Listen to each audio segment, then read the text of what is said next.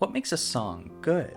Many have tried to answer this question, but often find the subjective nature of music difficult to describe. Within the lens of US American pop music, it often feels like the success of a song is defined by how many people empathize with it. Capitalism has ways of influencing which songs are heard through marketing campaigns and distribution, but I'm not referring to that in this video. Within genres of folk, pop, and other types of music that stem from those traditions, songs travel far and wide to empathize with people for many different reasons. This precedent of empathy also leads to many criticisms of pop music. Some argue that the fact that many people empathize with a particular piece of music is indicative of how shallow or simplistic it is. One of the more common mainstream criticisms of music from pop and folk traditions is that the harmonic structures are simplistic, with many songs sharing similar chords. I've always thought this argument was missing the point. I think the fact that millions of people can play the same 4 chords over and over again and keep making new things is a testament to the beauty of the human experience. I think lyrics can also work in a similar way. If someone can write a song and have so many people empathize with their personal experience, isn't that a testament to how their words are able to reach others? I think there is something to be said for the songs that become hits, the songs that become widespread through a variety of cultures and resonate with lots of people. That being said, my short answer to what makes a song good would be that a good song is just a song that you think is good. My videos are just my opinions, but wait, don't click away from this video yet. I think it's possible to analyze those songs that have become widespread hits and look at which factors allowed them to become timeless classics. So let's talk about why I think Rainbow Connection is a Muppet masterpiece.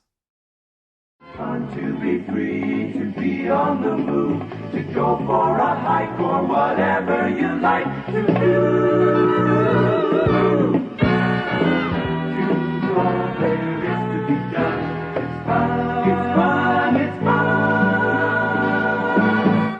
To be free, fun to be free.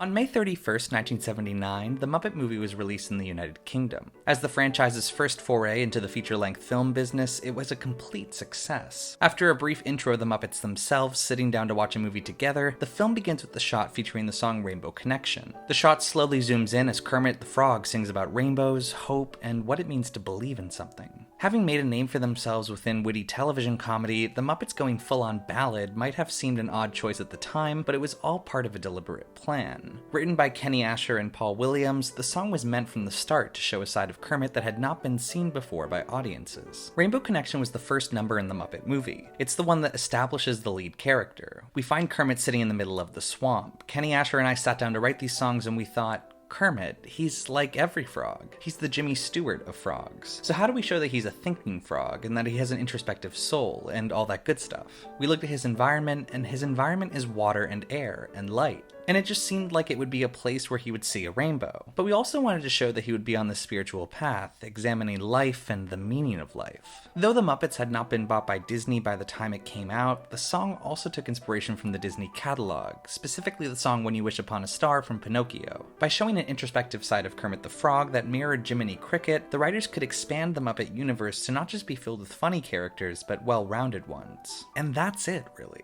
The song was sung in this movie, and then it became a timeless classic. Perhaps the song's mainstream acceptance had to do with the fact that many celebrities covered it, but the fact that the Muppet version is still played frequently shows that it's more than that. But how does a song written for the Muppet movie become an international hit that's even played at people's weddings? Well, for starters, the song's melody is mostly diatonic. In other words, if you put the melody in C major, a majority of the notes will fit on the white keys of the keyboard. This helps the melody be easily sung by others, as it doesn't require a lot of chromatic motion. For instance, Disney theme park melodies are often diatonic, making them easy to grasp without having to hear them many times. In terms of finding some concrete musical way to explain why Rainbow Connection is such an earworm, that might be the best place to look. So, it's a pop song written in an accessible, traditional pop/folk format. But what do the lyrics say? Despite its name, Rainbow Connection is less about rainbows themselves and more about faith as a concept. Throughout the song, Kermit sings about what rainbows are, referencing the pop culture trope of rainbows representing hope. When I hear the song, the first thing that comes to mind is Over the Rainbow from The Wizard of Oz, a song that leans into the notion of rainbows providing hope and a form of escape. However, that's not the point of the song. Kermit goes on to question the origin of this belief, saying that it's not necessarily rainbows that are magical, but the belief that's put into them. People often believe things because they're conditioned to, but is that the way to go? Kermit questions this, but also acknowledges the beauty in believing in something, and how connected we all are through that experience. In an interview with the Tennessean, songwriter Paul Williams described the elegance of the song's lyrics.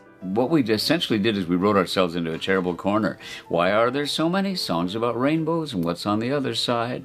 Rainbows are visions, only illusions. Rainbows have nothing to hide. I went, oh, that's brilliant. Now we've written ourselves into a corner here where we've denied any magic in rainbows. But then we turned it around. So we've been told, and some choose to believe it. I know they're wrong, wait and see. Someday we'll find it. Someday we'll find it. In other words, Kermit doesn't have the answers. The heart of the song, Bart, to me, is in the lines, who said that every wish would be heard and answered if wished on the morning star. Somebody thought of that, and someone believed it. Look what it's done so far. I think that in that line is the essence of what is my philosophy, and I hope it was accurate for Kermit, is that there is just immense power in faith, that there's more beauty in the questions than there are in the answers. But I don't believe that this song's brilliance is a one-sided conversation. Ultimately, I think one of the most wonderful things about Rainbow Connection is that it resonates with so many people on so many different levels. To get an idea of what the song can mean on a personal level, I spoke with my friend Athena Matzel from the band Oxymoron to talk more about what makes this song so special. Do you maybe want to talk about your perspective, both on the song and as a songwriter? So my reaction that I was having just now is if the Muppets is a comedy troupe for kids, then I feel to some extent the experience of childhood is so pure that it's almost more universal than whatever we experience as adults, because our paths have yet to be shaped, and that subjectivity and perspective isn't really fully there yet. What do you think is the goal of songwriting in general? My goal for songwriting in general, when I started writing songs, the point of the songwriting was for me to take all of these big feelings and create something small so that I could have a tangible product of out of what was inside me. When I started to share that with people, the purpose of my songwriting changed, because where these songs felt like they were for me, they were still so vague, you talked about vagueness, that it wasn't just for me, it was for whoever wanted to listen. The first time I heard Rainbow Connection, my elementary school music mentor was this woman. She was the band teacher, but I wasn't doing band because I was in the string ensemble, but she still really cared about me. And my parents became friends with her outside of school, and she's a jazz singer, and her ensemble performed Rainbow Connection, and I was moved by the spirit of that song. I was I don't really understand what this is, but there's something so special that it incites hope.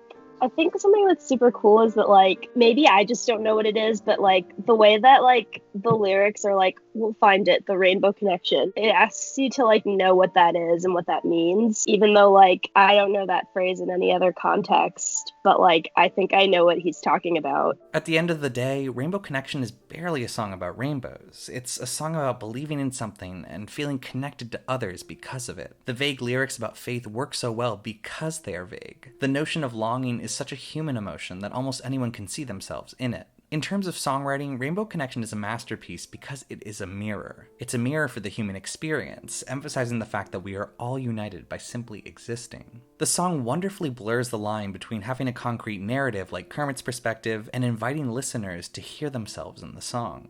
I really think that few songs articulate longing better than Rainbow Connection. After all of the introspection, the song always invites you back, reminding you that everyone is part of the question it's posing. The lovers, the dreamers, and me. Rainbow Connection is a Muppet masterpiece because, like Paul Williams said, there's more beauty in the questions than the answers.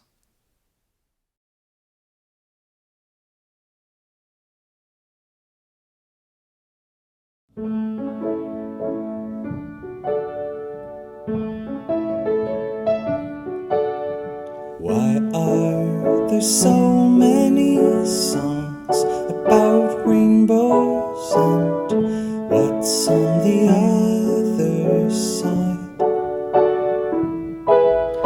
Rainbows are visions, they're only illusions, and rainbows have nothing to hide. So we've been told, and some choose to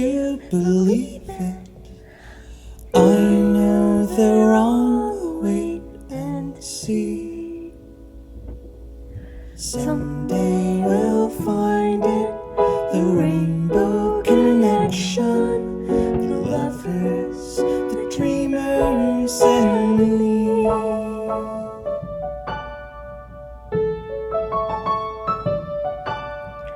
Who said that every wish would be heard and answered when wished on the morning star? Somebody thought of that, and someone believed it, and look what it's done so far. What's so amazing that keeps us stargazing? And what do we think we might see? Someday we'll find it, the rainbow connection, the lovers, the dreamers, and me. All of us under its spell, we know that it's probably magic. Have you been fast asleep, and have you heard voices? I've heard them call my name. Is this the same sound that calls the young sailors? The voice might be one and the same. I've heard it too many times to ignore it. It's something that I've got to be. Someday we'll find it, the rainbow connection, the lovers, the dreamers, and me. Oh, oh, oh, oh.